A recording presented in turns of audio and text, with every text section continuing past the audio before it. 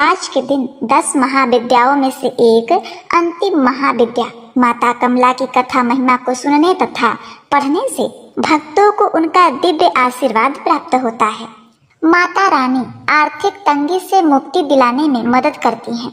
इनकी कृपा से दुख, असफलता, संतानहीनता, दुर्भाग्य और शुक्र ग्रह के दुष्प्रभाव जैसे समस्याओं को भी कम किया जा सकता है। कमला देवी की पूजा से बहुतायत में वृद्धि प्राप्त होती है और शारीरिक और आध्यात्मिक उन्नति का आशीर्वाद मिलता है। देवी कमला की महिमा अपरंपार है। माँ अपने सभी भक्तों पर अपनी कृपा बरसाती हैं। तो आप सभी भक्तगण इस कथा को बड़े ही प्रसन्नचित्त होकर सुने। साथ ही चैनल को सब्सक्राइब, वीडियो को लाइक करके कमेंट में जय माता दी अवश्य ही लिख दीजिएगा। प्रिय भक्तों, माँ कमला 10 महाविद्याओं में से 10वीं महाविद्या है। शास्त्रों ने महाविद्या कमला को श्री हरि विष्णु की साथी बताया है। ऐसा माना जाता है कि देवी कमला भगवान विष्णु की सबसे बड़ी ताकत है। माँ कमला का रूप देवी लक्ष्मी के समान मन को शांति देने वाला है। कमला का अर्थ है कमल के पुष्प से। माँ सती का यह रूप कमल के आसन पर विराजमान है। साथ ही माता रानी जिस सरोवर में हैं, वहाँ भी चारों ओर कमल के पुष्प हैं।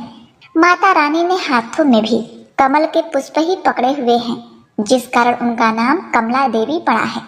माता कमला का स्वरूप मन को मोहने वाला व शांति प्रदान करने वाला है।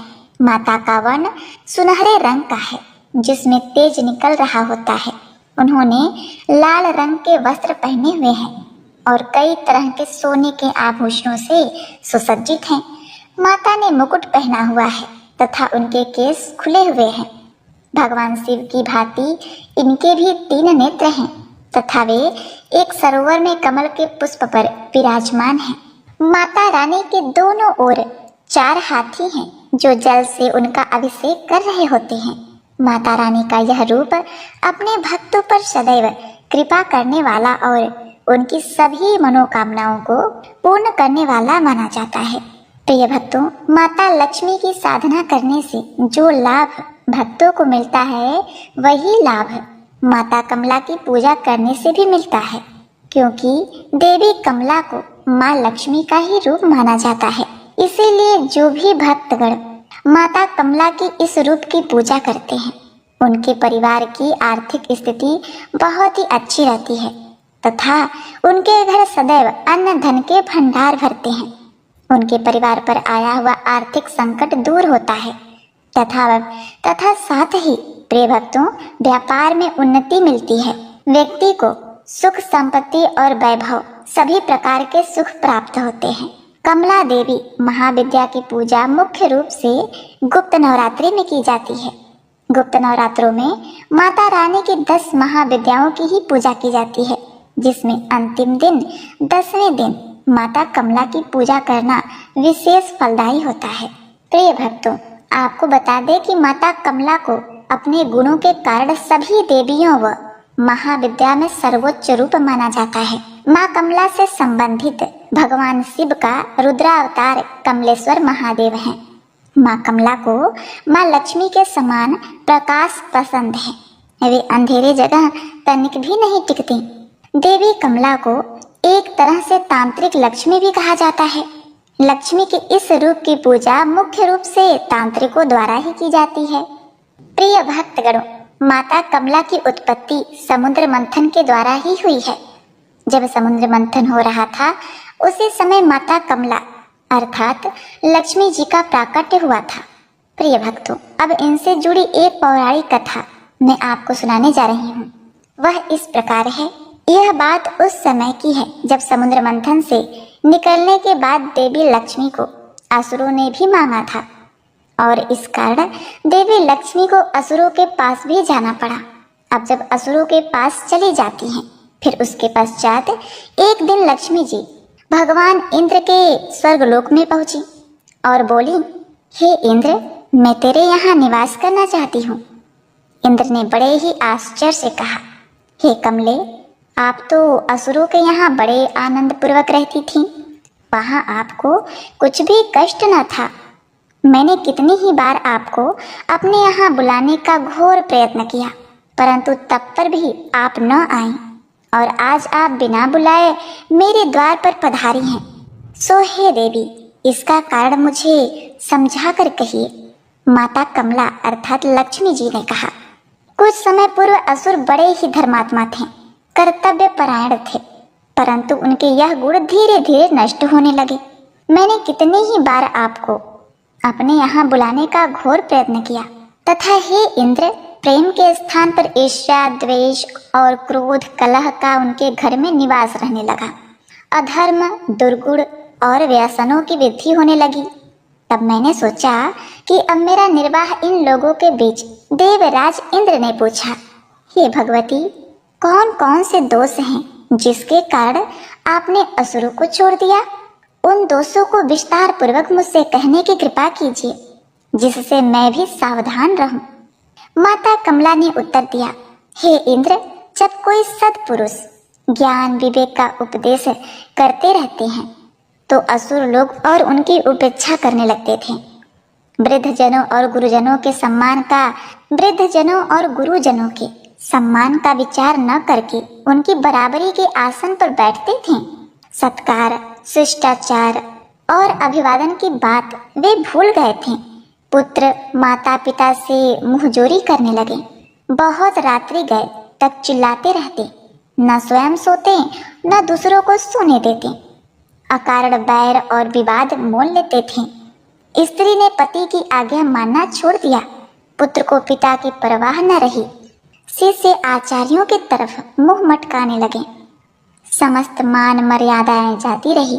भिक्षा और दान देना बंद करके अपने ही ऐश आराम में धन खर्च करने लगे। घर के बच्चों की परवाह न करके बूढ़े पुरुष चुपचाप मधुर मिष्ठान अकेले ही खा जाया करते थे। जहाँ ऐसे निर्लज आचरण होते हैं, वहाँ हे इंद्र, भला मैं किस प्रकार रह सकती हूँ?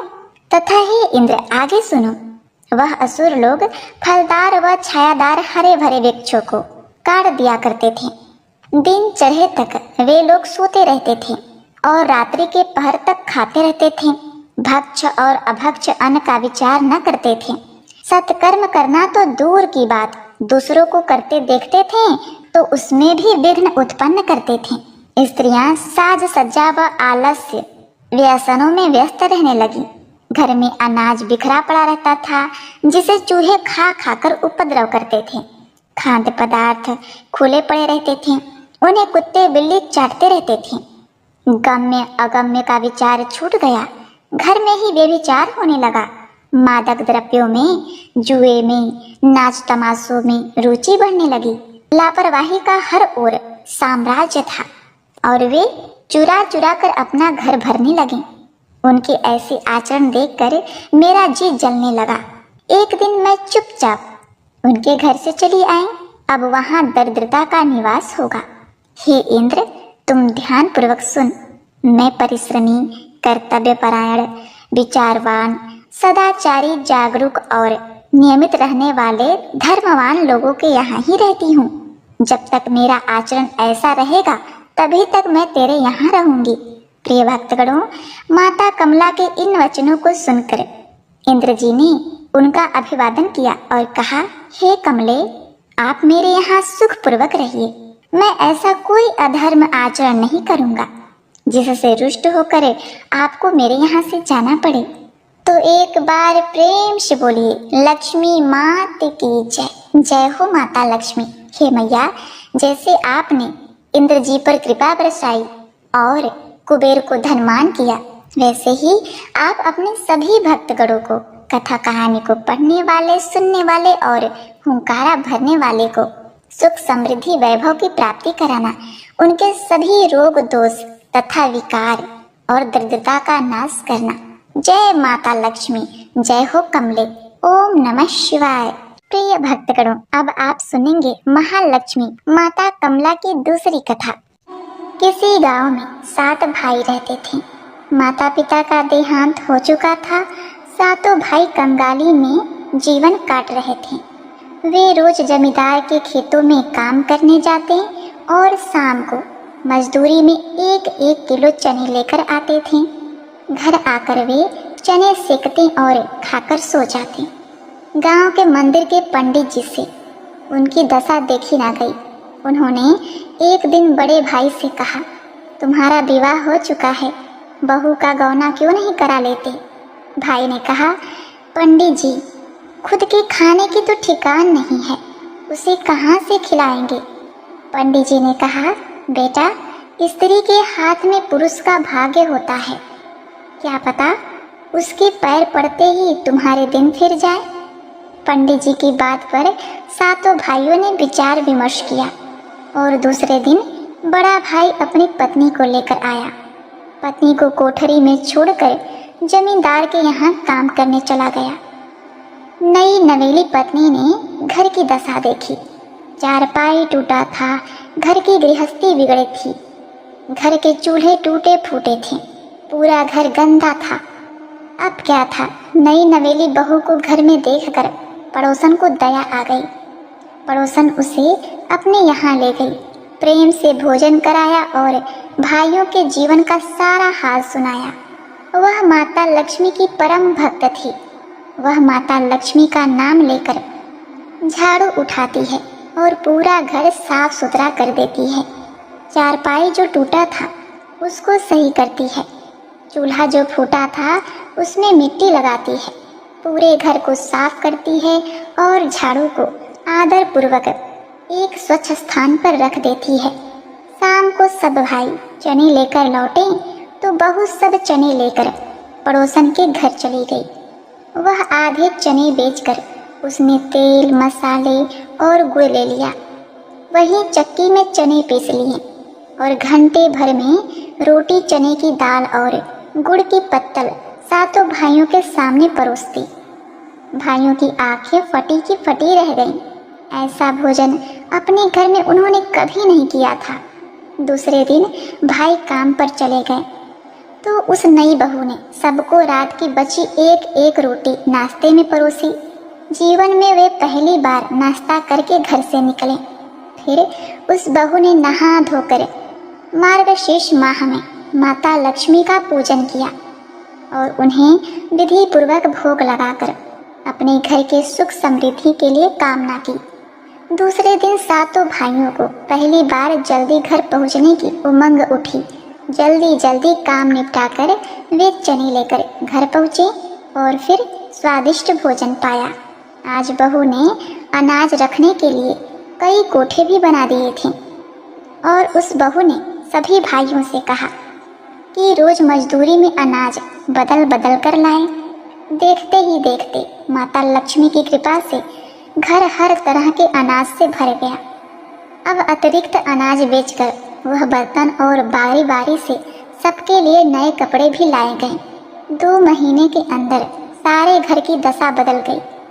एक दिन वही पंडित जी जिन्होंने गौने का सुझाव दिया था उस घर के सामने से निकले तो भाइयों ने उनका आशीर्वाद लिया। पंडित जी ने मुस्कुराकर कहा, क्यों पुत्रो, कहा था ना मैंने, स्त्री ही घर का भाग्य बदल सकती है, क्योंकि वही घर की लक्ष्मी होती है। घरनी घर बिन भूत का डेरा, बिना घरनी बिना स्त्री के घर भूत का डेरा होता है। जहाँ स्त्री माँ लक्ष्मी की पूजा करती है, माँ लक्ष्मी की भक्ति होती है, वहाँ माता लक्ष्मी सदैव निवास करती हैं। उसके घर को छोड़कर कभी भी नहीं जाती। सभी भाइयों ने हाथ जोड़ लिए और कहा, आपने और इस लक्ष्मी बहू ने हमारा जीवन बदल दिया। जय हो माता लक्ष्मी। ओम नमः शिवाय। हे माता लक्ष्मी, जिस प्रकार आपने इतनी गुणवान लक्ष्मी रूपा बहू उन सातों भाइयों के घर में दिया, उसी प्रकार सभी के घरों में लक्ष्मी रूपा बहू को देना। ओम नमः शिवाय। जय माता दी। ओम नमः शिवाय। माँ दुर्गे माँ तेरी आरती गाऊं, नौ दुर्गे माँ तेरी आरती गाऊं, अम्बे महारानी तेरी आरती गाऊं, आरती गाऊं मैया तुमको मनाऊं, आरती गाऊं मैया तुमको मनाऊं, अम्बे महारानी तेरी आरती गाऊं, अम्बे महारानी तेरी आरती गाऊं। पहली प्रकृति देवी शैलपुत्री, दूसरी ब्रह्मचारी जग निर्मात्री, देख रूप बलिहारी मैं जाऊं, नौ दुर्गे माँ तेरी आरती गाऊं। तीसरी चंद्र घंटा शांति दायक, तीसरी चंद्र घंटा शांति दायक, चौथी कूष्मांडा जग की नायक, माँ के चरणों में शीस नवाऊं, नौ दुर्गे माँ तेरी आरती गाऊं, नौ दुर्गे माँ तेरी आरती गाऊं। पांचवें स्कंद माँ भाग्य की दाती, पांचवें स्कंद माँ भाग्य की दाती, छठी कात्यायनी तुष्टि दाती, ज्योत जलाऊं मैया सुमिरन गाऊं, ज्योत जलाऊं मैया सुमिरन गाऊं, नौ दुर्गे माँ तेरी आरती गाऊं, नौ दुर्गे माँ तेरी आरती गाऊं। सातवीं काल रात्रि शुभ फलदायक, सातवीं काल रात्रि शुभ फलदायक, आठवीं महागौरी शक्तिदायक, महाशक्ति की महिमा मैं गाऊं, महाशक्ति की महिमा मैं गाऊं, नौ दुर्गे माँ तेरी आरती गाऊं, नौ दुर्गे माँ तेरी आरती गाऊं। नवी महामाई माँ सिद्धिदात्री, नवी महामाई माँ सिद्धिदात्री, नौ दुर्गा पूजन से पूर्ण नवरात्रि, नौ दुर्गा पूजन से पूर्ण नवरात्रि, दुर्गा पूजन का आनंद पाऊं, नौ दुर्गा माँ तेरी आरती गाऊं, नौ दुर्गा माँ तेरी आरती गाऊं, अम्बे महारानी तेरी आरती गाऊं, नौ दुर्गा माँ तेरी आरती गाऊं, आरती गाऊं मैया तुमको मनाऊं, आरती गाऊं मैया तुमको मनाऊं, अम्बे महारानी तेरी आरती गाऊं, अम्बे महारानी तेरी आरती गाऊं, अम्बे महारानी तेरी आरती गाऊं। बोले अम्बे मात की जय। हर हर महादेव।